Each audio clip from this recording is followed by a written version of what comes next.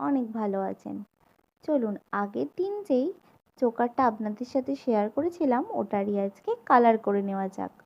প্রথমে বেসটাতে fabric colour use করে নেবেন, ফেব্রিক হোয়াইট কালারটা, কারণ এর ওপর যেটাই কালার দেবেন ভালো করে যাতে ফুটবে সেই জন্য হোয়াইট কালারটা ইউজ করে নেওয়ার পর আমি এখানে মেরুন কালার ইউজ করেছি।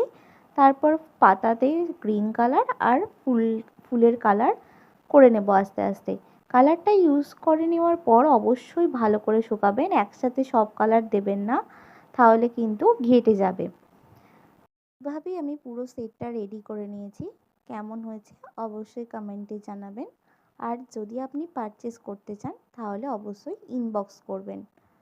কালার ডিজাইন কাস্টমাইজ হয়ে যাবে। আর এইভাবেই আমি একটি টগর ও নয়নতারার সেট রেডি করে নিয়েছি।